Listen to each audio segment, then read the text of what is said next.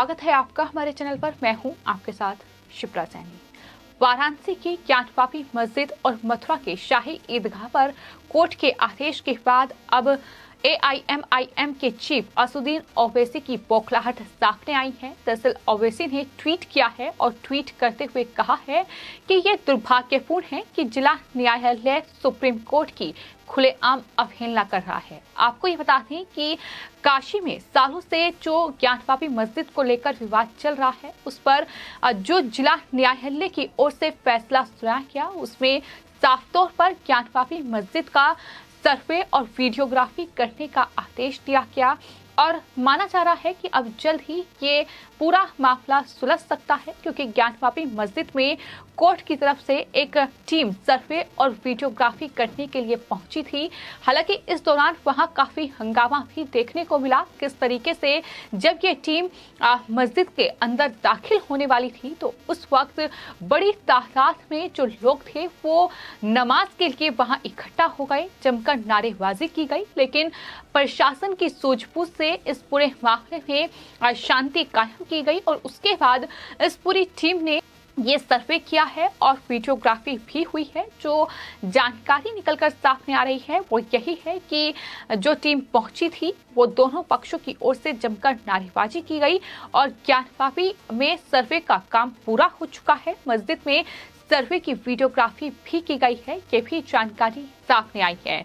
तो आपको बता दें, भवन की धार्मिक प्रकृति का पता लगाने के लिए काशी के विवादित ज्ञानवापी परिसर में आज से सर्वे और वीडियोग्राफी का काम शुरू हुआ था और ये काम पूरा हो चुका है, ऐसी जानकारी सामने आ रही है। तो वहीं मथुरा में भगवान श्री कृष्ण जन्मस्थली से सटे शाही ईदगाह मामले में जिला अदालत ने आदेश सुरक्षित रखा।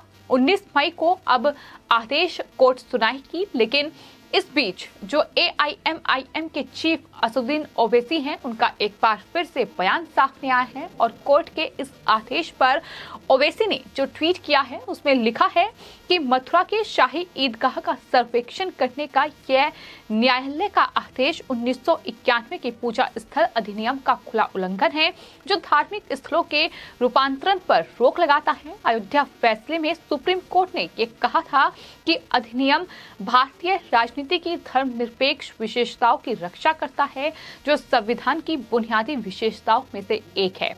यानी सुप्रीम कोर्ट के फैसले का, सुप्रीम कोर्ट की टिप्पणी का जिक्र असुद्दीन ओवैसी की ओर से किया गया और ये कहा गया कि जिला न्यायालय सुप्रीम कोर्ट के आदेश की अवहेलना कर रहा है। इस आदेश से कोर्ट 1980 और 1990 के दशक की रथ यात्रा के रक्तपात और मुस्लिम विरोधी हिंसा का रास्ता खोल रहा है। ये ओवैसी की ओर से ट्वीट किया गया है। तो कुल मिलाकर ओवैसी भड़के हुए हैं।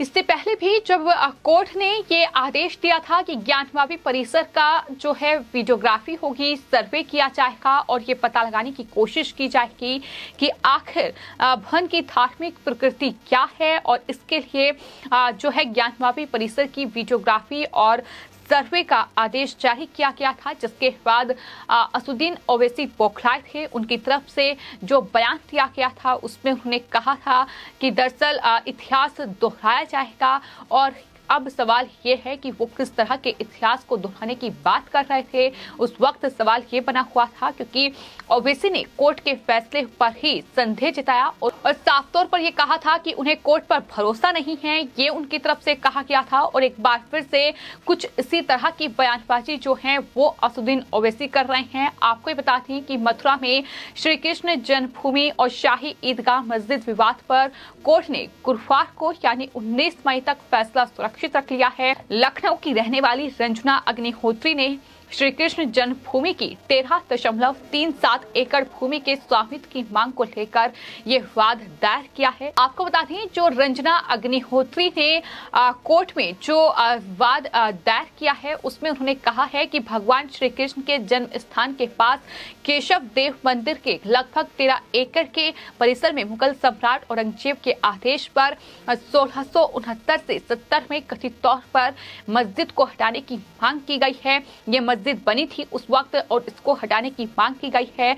इस पूरे मामले में दोनों पक्षों को कोर्ट ने सुना है और जो फैसला है वो 19 मई को सामने आएगा। फिलहाल फैसला सुरक्षित रखा गया है।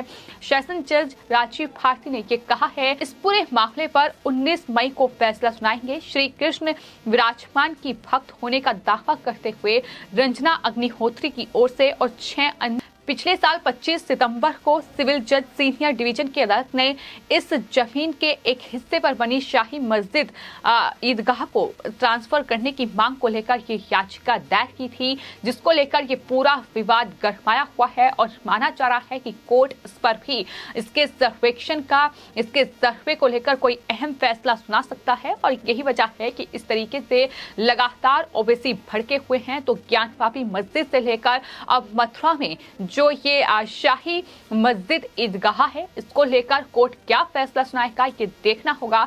लेकिन फिलहाल माना जा रहा है कि काशी में जिस ज्ञानवापी मस्जिद को लेकर कहीं न कहीं विवाद गरमाया हुआ है, अब कोर्ट के इस फैसले के बाद ये पूरा विवाद सुलझ सकता है। वहीं आपको ये भी बता दें कि मथुरा में जिस तरीके से पूरा विवाद गरमाया हुआ है, याचिकाकर्ताओं की ओर से दावा किया गया है कि जिस जगह पर ईदगाह मस्जिद बनाई गई थी उसी जगह पर तब के राजा कंस का मूल ऐतिहासिक कारागार मौजूद है, जहां भगवान श्री कृष्ण का जन्म हुआ था। लिहाजा अगर वहां खुदाई की जाएगी तो ये साबित हो सकता है कि वहां जो है वो कारागार मौजूद था। इतिहास में भी वहां केशव देव जी के टीले के नीचे विशाल विष्णु मंदिर होने का जिक्र जो है वो दर्ज है। ये याचिकाकर्ता की ओर से कहा गया है। मुगल काल में तत्कालीन बादशाह औरंगजेब ने फरमान जारी कर उस मंदिर को ढाकर वहां ईदगाह बनाने का हुक्म दिया था, जिसके बाद ईदगाह बनी और इतिहास के दस्तावेज भी इस दावे की पुष्टि के लिए दिए गए हैं। ये भी जानकारी जो है वो सामने आई है। तो कुल मिलाकर फिलहाल जो याचिकाकर्ता हैं, जो वादक हैं, उनके पास ये पर्याप्त सबूत इस बात के हैं कि यहाँ जो है ये ईदगाह जो है ये बनवाई गई है और औरंगजेब के हुक्म पर ये काम हुआ है। यहाँ पहले मंदिर था, वो कारागार थी जहाँ भगवान श्री कृष्ण का जन्म हुआ था। तो ये दलील कोर्ट में रखी गई है। तो वहीं आपको बता दें, वाराणसी में ज्ञानवापी मस्जिद को लेकर जिस तरीके से ये सर्वे और वीडियोग्राफी की गई है, इस दौरान काफी हंगामा भी वहाँ देखने को मिला। एक विशेष समुदाय के लोग वहां इकट्ठा हो गए और इस टीम के खिलाफ नारेबाजी उनकी तरफ से की गई। लेकिन कुल मिलाकर खबर यही है कि टीम ने सर्वे कर लिया है, वीडियोग्राफी की जा चुकी है। जो परिसर में वीडियोग्राफी हुई है उस पर वाराणसी की एक अदालत ने परिसर के अंदर श्रृंगार कोठी और कई विग्रह का सर्वे और वीडियोग्राफी करने का आदेश जारी किया था, जिसमें अदालत की तरफ से नियुक्त वकील कमिश्नर ने सर्वे किया और साफ तौर पर देखा होगा कि मां श्रृंगार कोठी और दूसरे विग्रह और दूसरे देवताओं की स्थिति क्या है, आखिर क्या कुछ इस पूरे मामले को लेकर विवाद है और क्या कुछ इस सर्वे में निकलकर सामने आता है। तो फिलहाल ये सर्वे पूरा हो चुका है, ऐसी जानकारी मिल रही है।